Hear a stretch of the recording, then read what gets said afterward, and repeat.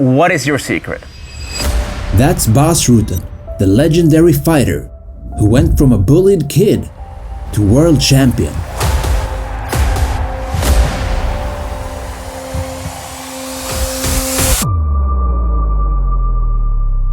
Today, Bas reveals the exact fighting style and the unique training methods that made him a living legend. This is not a video, it's a masterclass.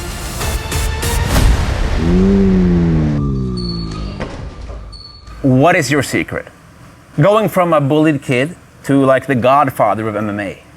You know, you start building up kind of a hate. Yeah. And if you use that hate for a good thing, which for me was fighting, you know, then you light a fire onto something that you really want to come out. My mom and dad didn't want me to do martial arts, but I saw Bruce Lee movie and I realized if I'm like that guy, I can handle the bullies. And that led to my first bully fight, the biggest bully in my school. And it was one shot.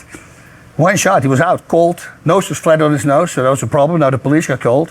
So they showed up at my mom and dad's doorstep, so they took me off. Now, I never told my mom and dad I was bullied, but I'm pretty sure if my dad would have known, he would have said, no, he's gonna stay on karate now. So what are some practical examples of techniques or strategies or tactics that set you apart? My fighting style is all based on Ramon Dekkers. Unfortunately, he left this planet too soon for us, and then Mike Tyson. And I was always mesmerized, why could they generate so much power? And it's the stance. If you stand in a blading stance, you're shutting down your complete left side. If you change the stance to this, now everything becomes almost equal power. If you go kick to the body. Okay, yeah, cool. How am I going to defend that? From the bladed stance? Yeah. It's hard, yeah. Here, it's very simple. You go, so my style is very simple, like jabs I eat. You give me 2 jabs, if you're a jab guy, I'll take him and I can give you a cross encounter, you know? But my jab's not a jab, because I rotate, boom. That's a straight punch. No, the jab is not a distraction anymore. It's something that you have to defend. And once you have to defend something, something opens up. If I hit you here, you're going to have to defend higher. So that exposes the body. You see, people always go like, how do you do that? I said, you hit him high on the head. I said this to a very famous boxing coach. He goes, yeah, what if they're long arms? I go, you just hit him here. And he looks at me, he goes like, and I never saw that. I go, yeah, it's very simple. If you overthink things, I just try to work around it. And I start breaking everything down, and then I realized low kicks. How am I going to check low kicks? If you're in a bladed stance? Yeah. Yeah. So here I just do. I never check a low kick. I always slide. Yeah, because look what happens. You're sliding because I push myself forward. Now it slides over. Everything is based on countering whatever you throw. I want to put the fear of God in you. If I give you a kick to the body, I see you block it. I kick as hard as I can on your defense. Really? I just want you to feel that power. You go straight through? No, it doesn't go straight through. Kick my arms. As hard as I can. And then you're going to think, oh, I blocked that. Yeah. But if I don't block that thing, I'm going to be in some serious trouble. You see, I try to put doubts in your head. If you block a punch, I hit as hard as I can on your defense. I just let them feel the power. But other fighters don't do that. They see that, oh, they block it, they take the power off. I go, just hit them as hard as you can. You got to put fear in them so they know that when they don't check it or don't block it, they're going to be in trouble. So let's say I throw a technique. Yeah. Yeah. Let's do it. Puff, their counter. So you do block? No, but my block is this. Wait, my block is the load up for my counter. I don't do this. I with my whole body. It's like I'm loading up this punch. Right. Only the load up is my counter by this. This is not a jab. This is a freaking punch from hell because I'm going to push over my back foot. Yeah. Bam, bam. Yeah, and I can go fast. Like if you give a jab, I'm going to go. Bam, bam. You get fire right away back. Don't you open up your center when you're in this square stance? Yeah, that's what everybody says. Well, that's the thing what the boxers say. Throw over target. Yeah. But that's my counters. Oh, you want people to hit the body. So my blocks are never this. My blocks are always this. You can look me dead in, like if I look you dead in the eye and you block, and you think it's a punch and I hit here and you only use your hands, you see, I still got you. Yeah. But what I do is this. This is what I always tell people. If you block a punch like this, right? So I block a punch, like this, I go punch, poof. Oh. See, because if I see this one time, I just fake the first one and there's the real one. Add to that a kick to the body, brings the hand down, poof, there's your cross. You see, so I start playing with those things. If it, sometimes for a liver shot, if one doesn't work, and you see already I'm hitting high. Yeah, exactly. Because if I hit here, maybe some people, they're still in defense. But I start hitting there on high on the skull. I want to lift sometimes go boom, boom, and then I hit the liver shot. Yeah. You see, so I give them a double up on the cross because they need to register what you're doing. If I throw a big left hook at you, That sets me always up for the cross to the body. I'll literally do this. Wind up? Yeah, because I want you to see it. Yeah. And then boom, there's my shot to the body. You see, so I just bait you out the whole time. Like very simple things I'm using. I'm throwing a jab to your body, right? Yeah. And what you don't know in the fight is like, it's a stupid punch. The way I'm throwing it, I cannot really generate any power. Okay. But it's not for that. It's just to set you up. So I'm sparring, and while we're sparring, every time I do this. Constantly, everything. Boom. And now I don't even have to.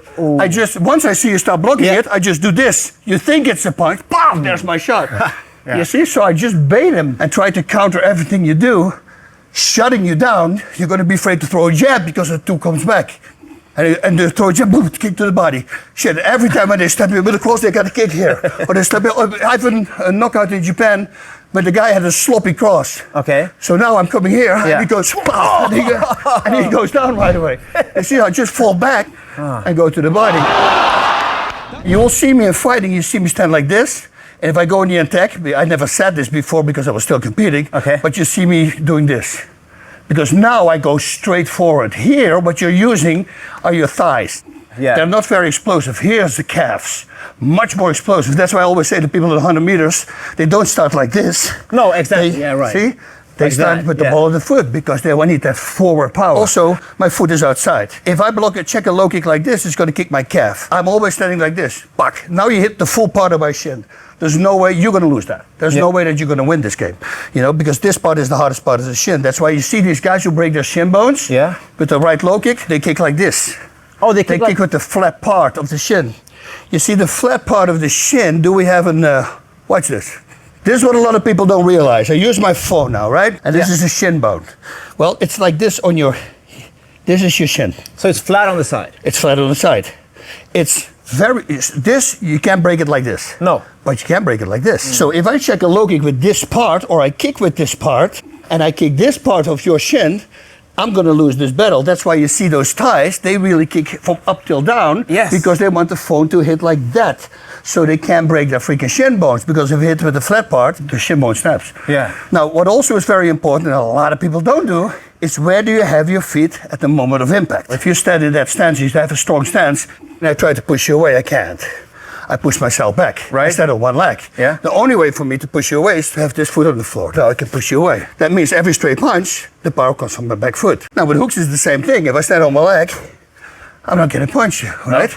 But if I stand on two legs, I can push you away. Yeah. That means with every hook and body shot that I make to the head of the body, 2 feet on the floor. All these people who are pivoting, I say it takes the power away. It makes no sense. Wait. They say you should pivot, right? Yeah. You say that takes the power away. Yeah, plus if you miss. If I miss, I'm open. That's my cross. There's a boxing video on YouTube. It's called 10 Best Left Hooks in Boxing History. It's Dua, it's Morrison, it's Ali, it's Tyson. All of them, when they knock people out with a left hook, none of them is pivoting. Because now, if I want to go, I set you up for a liver shot, right? Left to the head, the body shot. Yeah. You know, if I pivot twice, it's going to take way too much. See, here, bonk, I just drill, and I make my arm one with my body, and now I just stab it in there. I just let my body do the work. So everything is upper body rotation, even with the kicking. I rotate as hard as I can, and I leave this leg on the floor as long as I can. And then at the moment I feel the impact, that's when I lock my hip up, and then I put my body weight in there. A lot of people do this. Poof. Okay. Well, this is the end of my kick. Yeah. Right? So if you hold your hand up, for instance, like this, and I put my foot in the same line as your hand, this is the end of my kick. Yeah. My real power is here. How do I get the power there? Well, I step here. Now I go through the target, have much more power. A lumberjack won't stand here with the tree, and he starts chopping it, he puts the tree right in front of him because he needs to go through it. You get the range of motion here. That's it. Yeah. And that's what a lot of people don't do, and they don't use their upper bodies when they throw punches. Mike Tyson has the ability to rotate his upper body at such an incredible speed, but it goes, and you go like, dude, how can he do that so fast? So I started doing these drills. Just this, head still, I go, and you just do, you do this 1 minute, tomorrow you're going to be on fire here. That increases power punching, kicking, everything. What about the distance? Because a lot of people who fight sideways, which you don't like, right? Yeah. It gives me a lot of great Longer distance. Yeah, so I feel safe when I do that. And then I'll counterattack you with this, right? This line here, right? Okay. Imagine here. This is my cross, my reach. Hold the hand there. Okay. Now I put the foot here. Look how long my cross is. So now my counters are longer. Because they're longer, I can stay further away from you with your length. Okay. Because I got the longer punch, cross coming back. Yeah. Because here, it's this. Here, it's that. Yeah. You see, so that's how I counter that. So I try to make a system that for me works. And somehow for my body type, it does work. Yeah, So hopefully other people can make it work for them when they know the principles, the ideas behind it. that's it. That's the whole thing. You just stay out of the reach the whole time. And there are very easy drills for that. Can we try one drill? Yeah. Okay. It's a very simple drill. I'm standing in front of you. I put this one in front of you here. Okay. I want you to keep this distance at all times. So if I move backwards, you're going to have to move towards me. If I stop, you move backwards. Okay. That's why I don't want to make a fist, you see, because you might walk into the fist and it might do something. If I move to the side, open, close. Again, open, close. And I come here forward. And once you start doing this drill the whole time, now I'm going to bring my hand here, right? I'm going to keep it here, yeah. Okay. And if I drop this hand, I immediately want you to counter with a cross. Bam! Yeah. Okay. So as soon as this hand drops, so I'm going to move backwards. This is probably a very simple one, but the back one is always, see, much harder. The problem that a lot of people make in this drill is they move backwards and they start bringing the hands up and then they drop it. But I'm telling you, here it comes. Don't keep the hand here. And then just drop, poof, and they have to hit it as fast as they can. They have to make sure that they push up on the back foot. Oh, yeah. In order to put that cross power in there, you see? Okay. So that's a real fun drill. And then I can start really playing around. After the cross, you give me the cross, then you give me the cross. Yeah. Here, I kick the body. You kick me? Yeah. Okay. So now you're going to be forced to recoil that cross, block it with two hands, and come back with the cross again. You see? So you give a 4 punch, 1, 2, hook, cross. Okay. That's four. Okay. Go 1, 2, 3, 4. Boom, cross, and then I want you to block it, cross hook back. Okay. 1, 2, 3, 4. Boom, bam, bam. You see how fast you can start doing that? Yeah. And that's the same rotation that you did previously. Same rotation. Yeah. Now if I do with the 3 punch. Okay. 1, 2, 3. You're exposed here. So now I'm going to kick here. You're going to rotate all the way to my kick and go back with the hook cross. Bang, bang. Now I'm telling you what I do. But during my guys, they don't know. It can be a kick here, here, here, here, or even high kicks. And I just go uppercut cross, uppercut, boom, boom, cross hook, boom, boom, 4, ta, ta, ta, poof, suddenly my kick is there.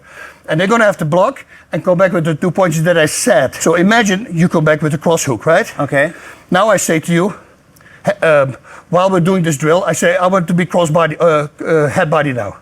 So whatever you're going to throw, the first punch is going to be a head shot, and the second one is going to be the body shot. So if you do the 4, it's 1, 2, 3, 4, block, cross, body, right? 3, 1, 2, 3, boom, head, body. Okay. You see? But then I say body, head. Okay. You see, so now 4, tan, tan, tan, tan, boom, body, head. Yeah. Same here. 1, 2, 3, boom, body, head. But then, now we got 2 punches. I've never done this before, by the way, so don't judge me. Okay? This is my first time. But now you're going to go crazy. You're going to go back with a cross hook cross or a hook cross hook. So wait, what did you say? What was that? So you came back with a cross and a hook. Make it a cross hook cross. Cross hook cross. And from the other one is hook cross hook. Okay. Okay, now head body body, head body head, body head body, body body head. Body, head, head, head. You see the combinations you can make with 3 punches? This is crazy. It's insane. So, and if you do this to your students the whole time, they start learning that. Now you put the mind-body connection together, and they, while they're getting tired, they can still think because you force them to constantly think, to change those combinations. So it's go body, body, head. You know, like who does that? Who throws a cross body and then hook straight to the head? Or the other way around. Boom, boom, and hook to the head. But if you commit to those punches and you hit them as hard as you can, they have to defend them. If I do this, then the cross is not going to work. No. But if I go boom to the head, it's going to work. You see, so in training, watch out because you're going to hurt them with it. It's very hard in the beginning, but you do this for 10 classes in a row, people just pick it up. All my students doing it. It becomes muscle memory. That's it. That's it. You just train the body and the mind together. That's what fighting is. Distraction here, boom, there's your top. Distraction there, boom, there's the leg. There's many combinations you can make from simple combinations. Why not everybody 3 straights? Right. In karate, that's a super effective combination because everybody expects this, but nobody expects because this one is so long. And then you follow it up with another one, and then you add a liver kick to it. That brings the hands down again. Cross hook, low kick. You see? Now I'm all why over. don't people do these things? I don't know. They focus more on, oh, you gotta twist the hand. Why would you twist your hand? Wait, you don't twist the hand? No. If it comes naturally, I let it go. Okay. And you know why? Because if I say, oh, you rotate your hand, they start doing it here. Imagine this is your defense. Okay. Just hold it exactly like this, don't move it. Okay. Now, if I bring my elbow up and I give you a straight punch, Ah, right. I keep my elbow down, I go straight through. Yeah. Penetrates much easier. Now, if you're used to this punch, Yeah. now suddenly an overhand is a completely different punch. Right. But if I constantly do this, Yeah. this, you see, you kind of tell. Looks the same. That Yeah. looks the same. But here, Yeah. and as you get used to this, and now I suddenly switch that angle, now it becomes more effective, you see. Ali said that you had to twist your hand at the end. And if you see Ali fight, It doesn't. so I think, because he was a smart man, he set up everybody else. A very famous UFC champion was watching my seminar. Okay. And he said, Bas, everything you said, 100%, I'm going to do from now on. He says one thing. I go, what? He says, look, when I twist my head, I'm covered. Oh yeah, so they're protecting Yeah. themselves. And you know what I said? Oh, you mean like this? And I go, I never even thought about that. and he goes, damn. I go, it's just because you don't think outside the box. Yes. If I had no coach, I was always thinking outside the box because I had nobody to teach me. There's a rumor that you're obsessed with the liver. Yeah. Tell me why. For my first Thai boxing class, I got introduced to the liver shot by a pro really fast because, oh shit, poof, there's the liver shot, and I went down. I came home and I spent 3.5 hours in front of the mirror. Bum, bum, bum, bum, bum, bum. And I would do for 15, 20 minutes, would drink some tea, go back. And my wife at the time, she goes, you're freaking insane. I said, that will never happen again. Watch. And the next day I went back and I cleaned 85% of those guys out. They thought I was playing a joke on them. They thought it was not real, that I already knew how to box. She said, no, I spent 3.5 hours in front of the mirror. Because that will never happen. I want to fix the problem now. And if not now, tomorrow. It's going to be fixed ASAP because that experience I never want to have anymore. I would have with tape throughout my whole apartment, go to every room, would be 2 lines shoulder width. And I would do every room, I would go always on the walk on the lines. And then in the middle, I had these little strings coming down with clothespins with Post-its on it. So I would go flip around, go pack, pack. And so wherever I go, to the restroom, whatever I'm doing, I'm always on those lines and always on those lines. So I become constantly obsessed, practicing. constantly. And I'm thinking deep stuff too, what people don't realize. We all breathe out when we punch. Yeah. And we do that for the people at home. You do this thing because you're flexing. Tension. Yeah, because you're open now and somebody might counter you. So if you do this, then you flex, but when you recoil, you breathe in. That's okay with punches, and with punches it's hard to time, but with kicks, it's much easier for me to time. If you give me for instance, if I want to knock you out to the head after you give me a right low kick, Yeah. I go simultaneously, right? Okay, yeah. If I want you to knock you out to the body, I let you low kick me, recoil, poof, and then I hit the body shot, because then you're breathing in. Yes. And once you breathe in, that little tiny shot I just gave, aim for the solar plexus. By the way, aiming is the most important thing there is, right? Because a lot of people say they aim, but they just hit the head, or they say they hit the body. You can kick me here, Yeah. but you can't punch me here. So it's very important to aim for the freaking solar plexus. What aiming also does, if I go for buff, buff, everything is your jaw. Yeah. I always go aim for the jaw, because that aiming also puts me in my game, you know, because now boom, that's solar plexus. I'm constantly aiming for my shots. I don't want to hit a hip, especially with karate guys with the belts. Yeah. Some have hips here. Yeah. That's how this pinky is from karate, because I hit a hip. Okay. You know, with Hip the lever bone? shot. Yeah. Oh yeah. Yeah. So I've been very careful with figuring it out where it all is, and then just start hitting for those targets, because it makes a major difference in power. And then in knees, like and I don't know why I did that, because it was the first time I did it, and it was in my second fight in Japan. He got me in an armbar. Okay, so first I was sick. They let me travel 8 hours. I didn't sleep a lick, because from Holland to Japan, you know, with the jet lag is the other way around. Yeah. Nighttime is daytime. It was a freaking nightmare. Woke me up at 7 in the morning. Let me travel 8 hours with the Shinkansen, with the bullet train to Osaka, whatever it was. They told me to come straight to the event. I said, no, I'm going to shower first. And they said, no, you cannot shower. I said, if I can't shower, I'm not going to come. That's one out of two. I said, I'm sick. Yeah. So I showered, went to the place. Guy gets me an armbar. I want to tap, because I'm done. I'm throwing up in the back. I don't want to fight. But now the audience started chanting for him. and my ego gets it, and I get out of the armbar, but I'm dead, right? I don't have anything. And I'm in the clinch with him. Okay. And I see him breathe. Okay. And on the third inhale, I go, boom. And if you see this guy go down, it's like I freaking shot him. And in my mind, I go, how did I come up with that at that particular moment? I guess I was preserving energy. Yeah. And I just knew that when he was inhaling, you can do 5,000 sit-ups a day. If you inhale, you get hit, that's it. You're done. Everything in me wanted to quit. And then something told me not to. Got out of it, and 30 seconds later, I knocked him out. And I go, okay, this is never going to happen again. It ain't over until it's over. 100%. Yeah. You know, and if they're going to win, well, they're going to have to work for it. That was just my mentality. Oh, but he might beat you. I said, he's going to feel it though, because I'm not going to let him win. He's going to have to really freaking work hard for it. And if you have just that mind, then I think it's going to be okay. And then relaxation is the number one thing with me. Relaxation? Yeah. It's like you're in my corner, people come in, they say, once I start using F-bombs, I send you out of the room. You're not allowed to be in my room. There's no aggression. We're cracking jokes. We're telling that everything is about relaxation. We don't have to go over anything. I trained for 10 weeks. Don't worry, I got it. The more relaxed I am, the better I fight, you know, because then everything is in sync for me. It's really weird. I shoot into this weird bubble, which started in Japan. I never experienced it. It blew me away while I'm fighting. It was so weird because I was such an aggressive Thai boxer. I just knocked everybody out. But I was not with the technique in the dojo. Like a lot of people think that because they can spar, they can fight, and you know as well as I do, it's a big freaking difference, right? Once the pressure is on, it's like shit. Normally I count shit, you know. So you just start wailing, and thankfully I was very strong and knocked a lot of people out. But then in Japan, I think it was because it was the 30-minute fights, which I found out like an hour before, and that my opponent was 32 pounds heavier than me. That there were no weight classes, which I didn't know, and I go, if I lose my crap and I try to knock him out, well, Japanese are very known for the toughness. If I can knock him out, I got 28 and a half more minutes to go. But then the fight goes ding, and I'm like, I'm in this bubble. And it was the wildest experience I've ever had. I was just completely cut off from everything. I heard people talk. I had an English couple was moving from Melbourne to Sydney. I heard the conversation. Don't know why. I literally talked to them. I say, are you sure you're going to make that move? And they go, were you listening to us? I go, I have no clue why that was.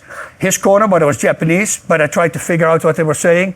I was completely in the zone. Wow. And while I'm fighting, I go, what is going on? This is crazy. And then I remember I gave him a high kick, and this is the crazy part. And this got to be divine. It's got to be something. I gave him a high kick, and right away when my foot lands, because he was tall, I palm strike him, bop, and he goes down. And he gets an 8 count. Now I want to run to the corner, because as soon as you're in the corner, that's when they start counting, right? So the faster I'm in the corner, the least amount of time he gets to recoup. But another voice is in me. There's this one voice that tells me to run to the corner, but the other one says, no, stop. And then you see me doing literally this. He's on the ground because I see he's looking at me.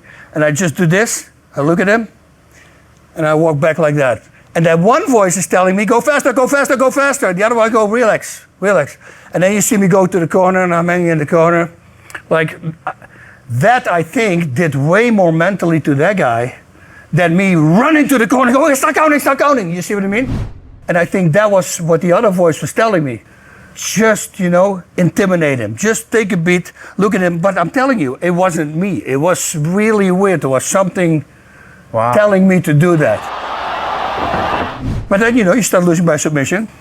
And then I figured out, if I learn a submission game, and that was it. That made everything different. Because then the submissions, I attack the same as I said in fighting.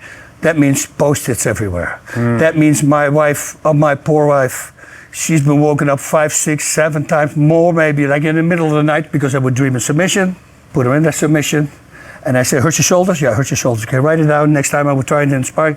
And I fell in love with it. And that was it. I lost my fight by submission, and then in my next 8 fights I won by submission. Oh. And then people were like, and then I never lost the fight again.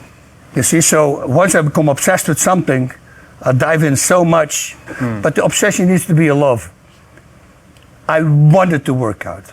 Every morning, I would wake up at 4, eat 6 or 8 slices of bread with marmalade jelly. Don't know why, because somehow that peel from the orange fights my lactic acid. We'll go back to bed for 2 hours to digest, and then I will go work out. And it was the only thing I wanted to do. I was so in love with working out and trying these new things out. And I think once you have that, and you do something 2-3 times a day. Is there anything else that you want to add? Then I can just edit that in.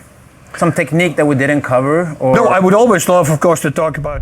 In the next episode, Bas reveals secret details for effective techniques, his unique breathing method, and how to win any street fight.